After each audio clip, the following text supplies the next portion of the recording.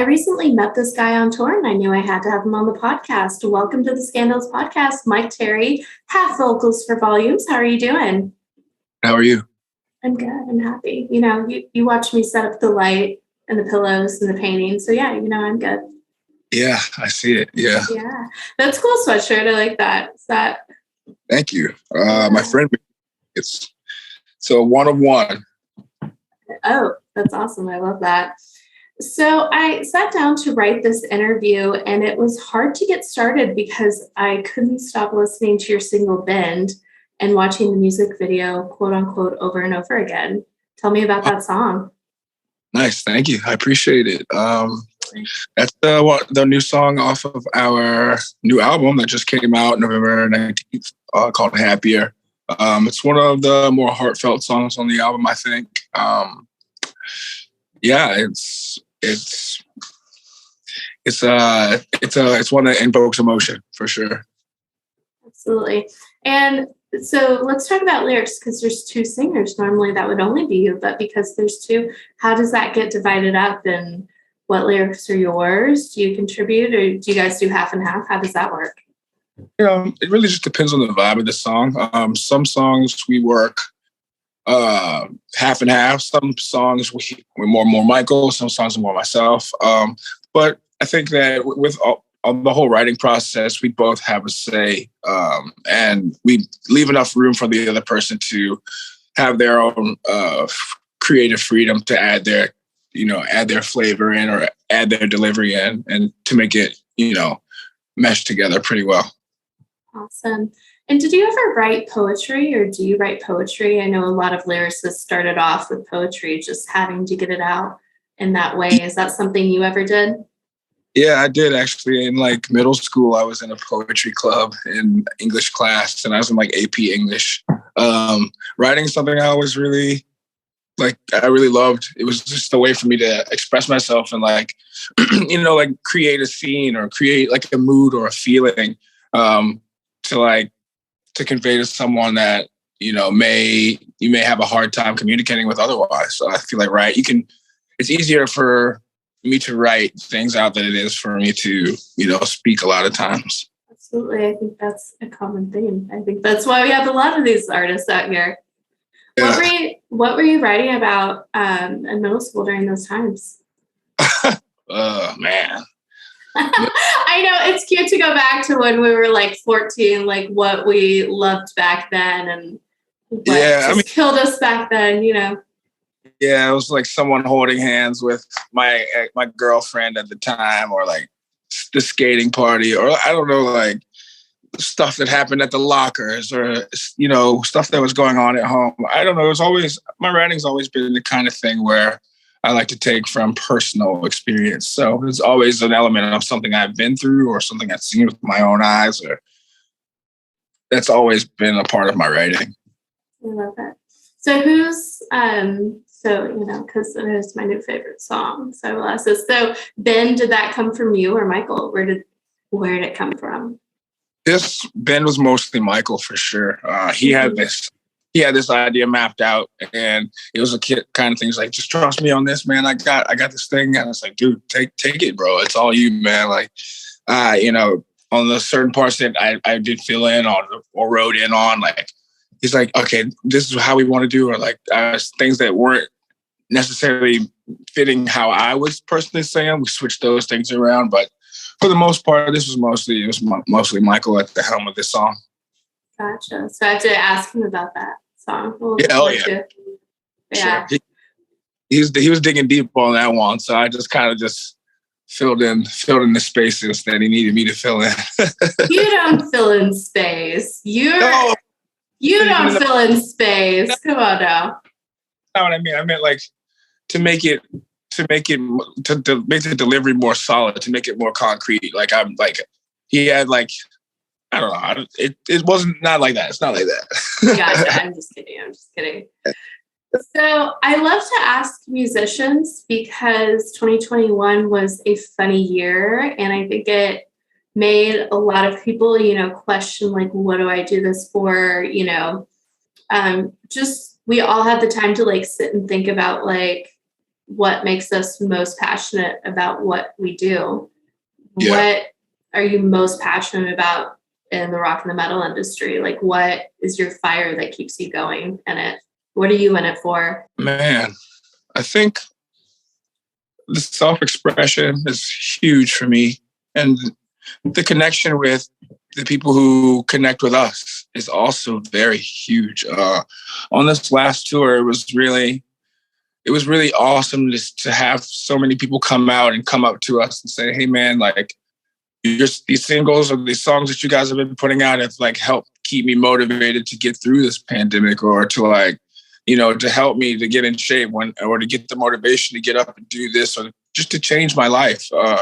So that was really made it feel like, wow, this made it worth waiting that whole year or 2 years or 3 years for us since we've toured the States. It made that worth it so much. It just cemented it in my mind for sure. And I'm sure as far as the other guys are concerned as well.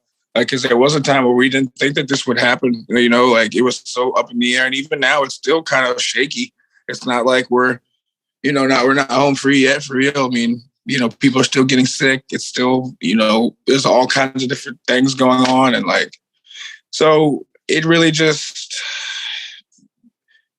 being out and being able to do it again, it just felt so good. It really did. And in all aspects, it just made me appreciate it even more. Like to the point where it was like, I didn't even want it to end. I was like, I feel like we could still keep going for another 2 weeks, because, you know, it was just awesome. It was just rejuvenating to get out there, to connect with everyone, and to, you know, just feel that energy again. Because that was such a lacking thing in my own life for sure, is that connection and that fire. Absolutely. And one thing that really struck me, it was my first time seeing you guys, and I was filming y'all, but to what you're saying, I was also filming your fans out of like pure amazement of how much they were losing their minds, like their entire bodies flailing. And it was, you know, I go to shows a lot, but it felt really unique how much you were touching people. And I love how you guys as performers, like, you know, play off of each other, because it was just incredible to watch. And it made me such a fan. And I listened to the music before, but then seeing it live, I was like, oh, these guys are the real deal. Thank you. It was hugely inspiring. And I think you go like more off, like you're the jumper, you're doing all the moves, a little bit more of like the more like metal or like jumping off the ceiling up to the rafters kind of thing. And it was just so inspiring to watch. So I was having a good night. I don't know, like I said, that's my expression. It just comes out, and just have to get it out. I feel like a Tasmanian devil. Yeah, you were in a good mood. You were just jumping like, hey, what's up? What's going on? Just jumping. You were feeling it. I loved it. Thanks to you. So I had, you know, that was another reason to be super excited. There you go. I love that. And thank you for that, by the way. Oh, yeah, absolutely. Just, I go to shows all the time, and I was just blown away. It definitely, you know, I've been interviewing for years and going to shows for years, and, you know, kind of to answer my side of it, what you did up on stage is why I still do it, and why I'm still like on fire to do it. So you're my answer. Thank you so much. Thank you. Yeah. So I want to ask you, someday you will ache like I ache. That's your Insta bio. Is that Volumes lyrics? No, that's from a band called Hole. It's singer Courtney Love. One of the bands I really love, and that album and that song particularly are ones that really hit close to home. So that's why. Aren't we cute little emo kids? I love Hole too. Hole, and I this summer I got to see Garbage and Alanis Morissette on tour. So it was just 90s girl losing my mind. Yeah, it was, yeah, especially like, I think like Hole and Garbage, you know, kind of the same thing together. When I saw Garbage, it was like, oh my God. That would be either one of those, or Garbage and Alanis play. That'd be freaking amazing. Yeah, I just watched her documentary on HBO Max. That was lovely. Yeah. Yeah, that was really cool. So this summer, it was like she played at a huge stadium here in Austin. So it wasn't as personal, but like 3-4 years ago, it was perfect. I was like managing a shift at a restaurant I was working at. We had an event. I clocked out, got out, hopped in a cab, went to the venue, ended up getting a free ticket because I was just by myself, had like time of my life, singing like all the doors were opening for everything. It was just never thought I'd get to see her live. And then after everyone left, she came back out on the stage, sat in the middle of the stage, and there were 20, 30 of us that just like ran up, doing this whole like thing. And she just like sat down on the stage and like sang a few more songs with us, like in this little theater, and just like an acapella. That's awesome. See, those shows like that, things like that, man, money can't buy that. That's amazing. Absolutely. I always say, always go to the show, always make the memory. Don't miss out. You just never know. That's true. So true. So many artists that I wished I could have seen or had the opportunity to be around it. I just didn't because of whatever reason. And now that they're not here, I'm just like, no. Mm-hmm.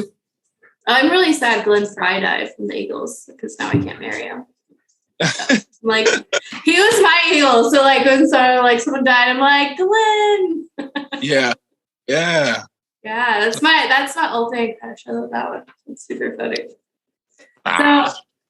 So you guys handle lyrics back and forth. You love to express yourself. What are some of your favorite heartfelt lyrics and some of your favorite angry lyrics and volumes? Oh man. I would call it, I guess it's the from the new album? I guess this would be what's your back off, I'll take you on lyrics, would you say, for volumes? How would you say that one? Okay. From the new album, I'd say if you're really angry, I would go with Malevolent or FBX. Those ones are pretty aggressive. If you are feeling emotional, I would go with Happier or Bend, probably. Yeah. And I can attest. I saw it. I was there. He's right. Yeah. So I want to know more about you. I know it's like the whole thing is Volumes LA. Are you from LA? Where are you from? Where do you live? I'm from Richmond, Virginia. I moved out here 8 years ago. And what do we think? Yeah. Good. And it's changed my life 1,000,000% for the better. We wouldn't be having this conversation right now if I didn't move out here. So that's a plus. It's just been great. It's really good. I met my guys out here, and I met countless friends and made a lot of, great relationships over the years, and it's been great. I love that. What's your favorite part about living in LA? Favorite thing you like to go to while you're out there? Oh, favorite thing I like to go to? Let's see. Taco stands.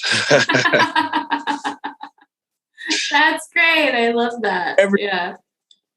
So amazing, man. It's just the best tacos. I just one right around the corner. I'm going to go after this and eat a few tacos, man. It's going to be good. There you go. So you're very food motivated. Yeah, for sure. 100. You can give me anything if you feed me. Oh, there you go. Absolutely. Yeah. And barbecue, tacos, all things. Good. All of the above. All of the above. So what was it like for you growing up? It was cool. It was wild. Broad question. I had a very interesting childhood. It was very musical. I grew up playing music instead of playing sports, mostly. I don't know, school, I didn't really do very well in school. Well, I did kind of in certain subjects, but I just wanted to play music. Once I figured out I was good at that, it's really the only thing I really ever wanted to do. So that and writing. And, when I figured out you could do that and play in a band and put all those things together, that's kind of just where my life went. And the rest is history. That's all I wanted to do is play music. I just wanted to play. How old were you when you joined your first band?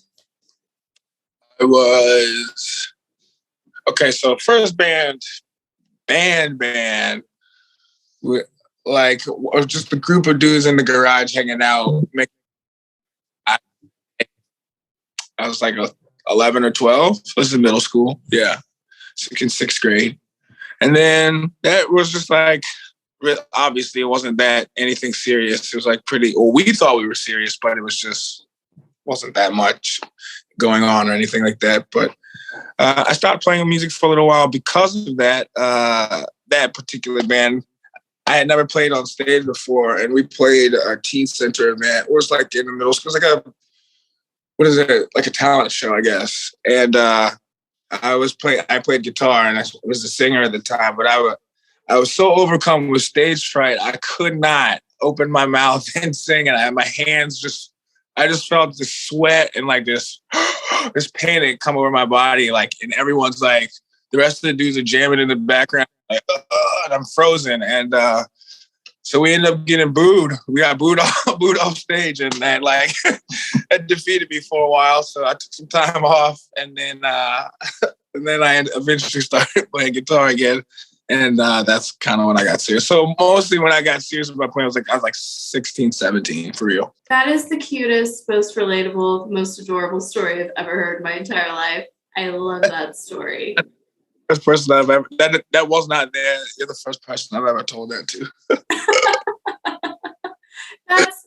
Well, you saved it for the right person, because that is the cutest, most endearing, most lovely, relatable story that like everyone in the world can relate to that. So I'm glad you saved it for me. That was cute. Yeah, thank you.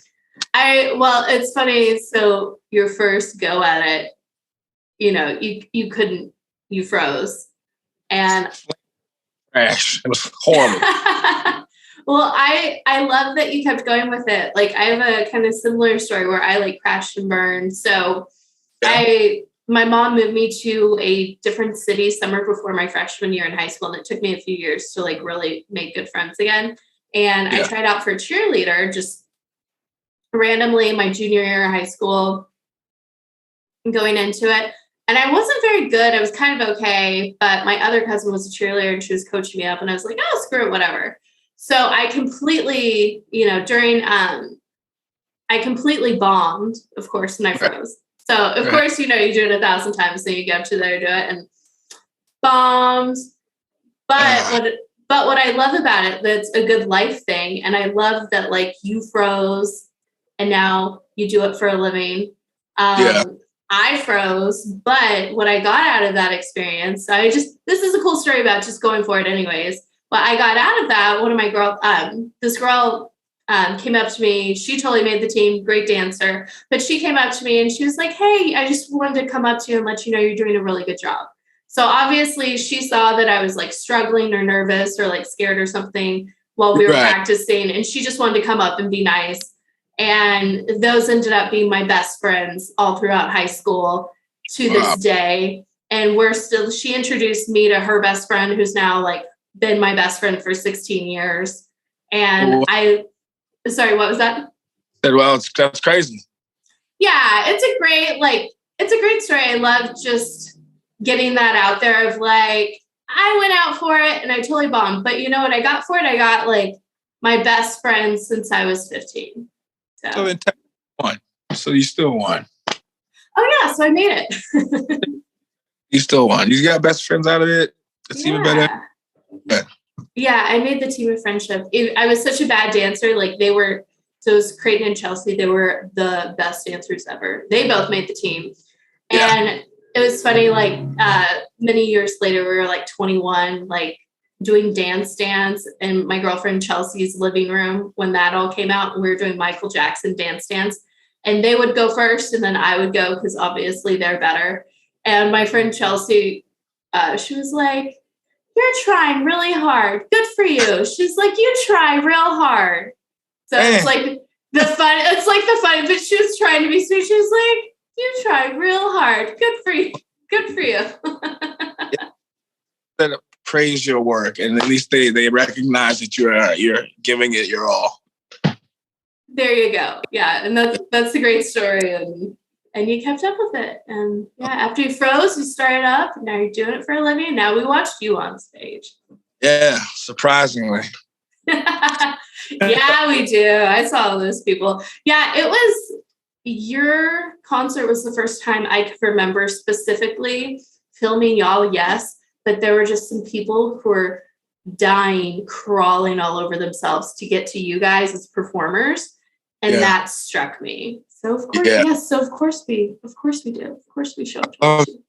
Energy. It's the energy exchange. Yeah, that was kind of something we were a little bit weird about, obviously with COVID and everything going on. But a lot of the time, once we were in the moment, it was just like, I'll take my chances. It's just that it's so hard to not, to not have that connection, or not to just want to do that. Like, it just comes so naturally because you're so used to doing it, and to be like, no, stay away, it just doesn't feel natural to me. So that's kind of why we were going for it extra hard. Yeah. Well, you guys are lucky. Like, I started going to my first hardcore shows that I've ever been to, and you're scared. You think you're scared, I don't know what's going on with COVID.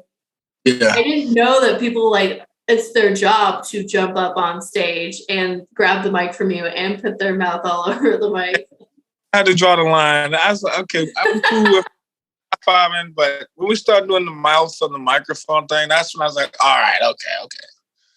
Then we're gonna have to we'll save that for next year. We'll leave that part up. Save that for later. Yeah, absolutely. Yeah, it was shocking to me because I'd never seen a show like that before. So I was like, oh, y'all are real brave. Y'all are really brave. Super brave. Super brave. So I found out about you guys because my friend Josh was jamming for you guys, and he played me y'all's music and told me a little bit of like the history of the band and what you guys are trying to do. There's been good things, there's been bad things. I don't really want to get into that. But what I do want to get into is kind of like the mission statement of your band. I know you guys are all about your business these days, and you're very intentful and you're very passionate and you mean business. So what's kind of y'all's mindset about the band going forward? I mean, for the longest time, the band just kind of had this attitude where we could just do whatever, and we were all going through our own personal things. I know I was going through a really hard time, especially when I first joined the band. I was really going through it. So, a lot of at the times, our heads weren't in the right space. And of course, you're passionate about playing music, and, you want to do your job and all this other stuff, but life comes at you, man. And some, the way that the band was and the way that the members were and who was in the band at the time, that mix just didn't really work out that well. And we had a lot of problems internally and externally. And, and I'm not putting blame on anyone. It's all of us. It takes all of us to be a band. So we each take, have our own part in the way that the band was going. I mean, at one point the band was almost going to break up, like completely break up. It was kind of just imploding on itself, but we really had to take time, work on ourselves separately, and get our own personal lives in order first. So that way we could actually be in a room together and not, just have our bad habits rub off on each other and just blow up and blow it. Because we really, I feel that we have something special. I mean, the chemistry is there with us, and I love all of the dudes in the band like brothers, and so it for us, it just took some stepping back and realizing it would be a shame to have our egos or have whatever we were going on in our own lives be the reason why we couldn't be volumes. So I think that everyone did some soul searching, and we just made the proper adjustments and realized what's really important. And it's the music, and it's the connecting with fans, and it's the, it's all about the music. So, and wants to get back to that, and also being home for so long with the pandemic really put things into perspective. Like, you kind of take it for granted. You've been on tour for, I don't know, years and years of nonstop touring. It kind of wears on you to where you don't really realize that could be gone, like actually gone forever. And then this happened, and then everyone's like, oh, whoa, we may never tour again. So now everyone's like, oh, yeah, that check comes really hard. So, once that, I think that was another thing, a factor that really helped put things in perspective for the band and helped us to like really put the bullshit aside and let's get to playing music and do what we came to do, and like let the other stuff happen. And we just got to remember what we're here for. And that's kind of what the attitude that have taken on since, we've been back out on the road, or just playing or writing and recording. And even with Happier, like that was the kind of thing where we wanted to just refresh ourselves. I definitely saw that. And you guys were so excited, so happy, and so passionate. And I definitely recognize that the pandemic scared all of us. Yeah. It was feeling like that could be ripped away from you. Makes you realize what it's all for. Yeah. Just makes you appreciate it that much more. Yeah. Not that we appreciated it before, but it's just sometimes it can kind of get cloudy. I feel like if you just let life get to you, kind of just throws you off balance. So I'm interviewing you, and we're talking about you a lot, but I want to know, or just introduce the guys to everyone listening. So what's like one cool or funny thing about, or something you love about everyone in your band? Oh, man. I know. Let's put you on the spot. All right. We'll start with Nick. Nick is the gentle giant. I very rarely see him in a bad mood. He very rarely ever raises his voice unless he's singing and making noise. Let's see. Michael, he's a chill guy in the group. He's super laid back. He doesn't really let stuff bother him too much. I think that obviously because we're both the singers, I feel like we have like a connection that the rest of the guys, not that we don't have a connection, but I feel like he and I's connection is a lot different than everyone else's because we're finishing each other's sentences a lot of times. So I feel like we get to be on the same page a lot. And we're both left-handed, which is crazy. That's something I love about him. So we don't ever we can sit next to each other when we eat dinner because we never rub elbows because we're both left-handed. Beautiful. Rod is the man. Rod's the dude, man. He's my favorite. He's a funny one. You just got to know him. You love him. He's the kind of guy you can't help but love. That's for sure. It's my dude. And I think he's probably the most original member. So call him Papa Rod. He's been around the longest. I love that. What's if you could pay? So we'll stay on this. If you could say like one nice thing, do a little happy circle going around. If you could say like one thing that you really love that every single guy does when they're up on stage, what would it be for the guys? Like, I love the way they do this. Nick has the crazy headbangs on lock. He's always, and he's so solid on the drums. Crazy with it. Rod and I, we have a very interesting way of moving around each other because we kind of play on the same side a lot of times. So, and we always have this thing to encourage the other person to keep going. Like, it's like our little game that we play while we're on stage. That's cute. So, and Michael, he is, let's see.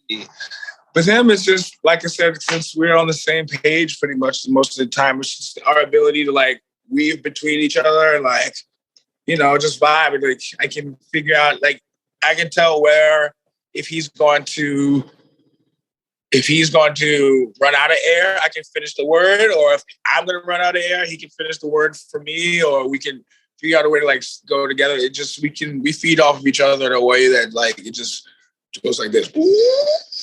And yeah, I feel like, because we had to play a few shows without Michael on this last run, and I definitely felt the power drain because I didn't have that half to feed off of. So it's definitely a necessary part for sure. There you go. Yeah. I'm sure all the guys will be so happy to know what you love think. Love them.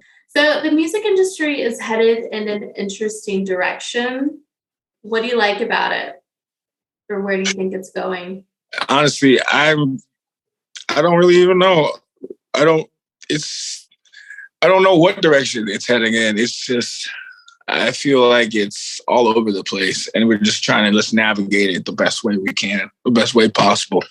You know, I've been playing music for so long, and it was always mostly just go to the studio, record an album every 2 years, 3 years, or however long it was, and then you would tour for 18 months, and that's not the case anymore. Now it's, you know, you put out a bunch of singles, and then you maybe put out an album, and then you tour for maybe just 1 or 2 times a year. Like, it's just so different the way that things are valued now, and the way that people consume music. It's just, I don't know, I think that it's ever so changing. Every time I feel like I have a grasp on what's happening, it's changed to where now everyone's doing something else. I mean, people are getting huge off of TikTok. I don't even really know what a TikTok is. You know what I mean? So it's like, and that's something that wasn't around 10 years ago, I don't think. At least I hadn't heard of it if it was, you know? So that's something that even in the last few years has changed the way that people consume music or find out about songs. Like, you know, those catchy little tunes that you hear that everyone knows that started off from that app. It's like, that's crazy to me, you know? That it wasn't on the radio. It wasn't on like a CD or something like that. You didn't find out about it through, you know, like through a magazine or something like that, or like a music blog or something like that. It was from an app of someone acting a fool online. And that's crazy. You know, millions and millions and millions of people all buying into that. So that's just, you know, it's become a weird thing to navigate. And now you have to do Zoom interviews and oh man, crazy. and podcasts and like, if you don't do that, you can, you know, you stand to lose relevancy, or just you don't use that voice that you have to use to the masses that everyone else is using, and you just might not even know how to do it. So it's just a wild thing to do, to, you know, just always stay on top of, you know. So what I always say, there's some bands that were like glory days for me. We're talking about like how things are now. Are there any bands that were your absolute like favorite bands that are just like, oh, these were like glory days of like, oh, I love this band, this is the best time, I just love listening to them? Yeah, of course. I mean, sheesh. Radiohead is definitely a band for me. Circa Survive is a band that was like that for me. Oh man, I don't know. There's so many bands that I Converge, Hatebreed. Those are bands that are nostalgic for me, especially like in the hardcore scene. Earth Crisis. Those are bands that if I heard now, I'm like, oh, that's my shit. Whoa. Oh, turn it up. Yeah. I love that you love Hatebreed. They're definitely one of my favorite bands. Oh, man. That was like, I sing literally every word to Satisfaction, Death Desire, from start to finish. I listened to that from 6th grade, 7th grade, 8th grade, every day, all day. That was a rough. I went crazy to that album, man. I remember the first time I saw them play, I thought I was gonna lose my mind. I could not even handle it. I could not handle it. It was the craziest thing I ever seen in my life. Yep. So your young years were better than mine. I listened to Dashboard Confessional during those years. Yeah. Just yeah. Some Bright Eyes. Yep. Some Dashboard. Yeah, let's go. Yeah. So now like I've been going through my major Hatebreed phase like the past like 2-3 years. Yeah. Yeah, so it's been fun for me. And then there was this one album in 2014 that I just never listened to. Yeah. And I thought it was new. So I was talking with one of the guys the other day and I was like, oh my God, I love your new single. And it was just Spotify shooting it out at me differently. And I was like, oh, these lyrics, they just like, oh, it just came out. It's inspiring me so much. They're like, oh yeah, that came out in 2014. And I was like, oh. Well, I was like, I love your new album. Yeah. Well, that just goes to show you make timeless music. That's all you gotta tell them next time. Yeah. Timeless. Yeah, absolutely. I was talking to someone else in Paper like a few years ago before their new album came out. And I swear to God, it was like I saw a release date somewhere and I was like, hey, happy release day. And apparently it was not release day and nothing did come out, but he was like, did it get leaked? You had to go check. Uh-oh. I don't know what, I swear to God, I like saw a date or something and I was like, oh, it's release day, like happy release day. And he was like, it got leaked. And I was like, oh no. Exactly. Never mind. Maybe my mistake. No. Yeah. It's like, just don't talk. Just don't. So yeah, I was like that. I felt pretty bad about that. That wasn't good. So could you tell us what you guys have coming up for 2022? I cannot, but cool. I will. I love that there's something you can't talk about. That's exciting. Yeah. We have a lot of awesome stuff coming up for next year in support of the new album, Happier. Lots of touring, lots of shows, lots of cool stuff that I wish I could tell you about that we are still just putting together and putting the finishing on before we bring it out. But there will be some announcements coming up pretty soon, within the next few weeks for sure. Oh, that's exciting. Oh, good. Yeah, I never want to spoil anything because I want PR people to like me. So I'm like, right. Yeah, I never want to be that person. Oh, I'm just not. I'll just leave it at that. So I don't. I've been known to leak things on accident, not knowingly. So I'm gonna not. Just not saying. Yeah, I've started to get picked up by like a pup. Excuse me, I can't talk. I've started to get picked up by a few like metal blogs here and there on the podcast, and I'm like, you know, the headlines they're coming up with are not like artist friendly, and I'm like, get away from me. That's like not what I'm. It's not the point of this. Like, stop. Right. I don't like it. Yeah, for sure. Yeah. So I want to talk about your fans just a little bit because it's all about the fans. What are a few favorite things the fan has ever come up and said to you about your music and how you've touched their life? Ooh. Oh man. That just in itself, just anytime anyone feels that strong of a connection with something that I wrote that, you know, we may have never even met before, or even Michael, just us as a unit. The band is written for someone to feel that strongly to where it moves them, to where it changes the course of their lives. That's huge. That's been pretty much that's been a big thing. Anyone has been feeling that way, that they come and tell that to me, it always is it's almost overwhelming because it's, you know, I mean, obviously I felt that too. So it just makes you feel a little bit more comforted knowing that you're not the only one out there going through something and that people do understand what you're saying and that it is helping and that, you know, we all need that from time to time. I know that I do. I need to hear from some other artists their experience to help me get through something I've been through personally, you know? So it's that transfer is huge. Anytime anyone else has come to, and they have like our signatures tattooed on them or they have volumes tattoos, that is also huge to me. That's crazy to me. That always blows my mind. That's like the utmost. I mean, that's crazy. You put that on your body forever. Like it's, to feel something to make you move, to change like that is crazy to me. So yeah, I think that's probably the biggest thing. Perfect. I think we'll just cut it off right there.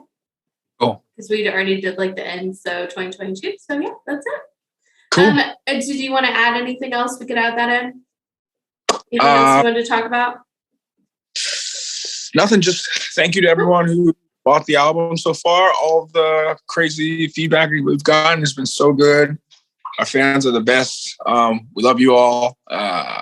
Tell your friends to keep buying it, keep streaming it, keep downloading it. Go to our merch store. Help us so we can come back, so that we can have a year to bring you guys more tours, more bigger production, and just a bigger live show, and just a better time. So that's what we want to do. So just help us keep it going. And we love you. Thank you so much.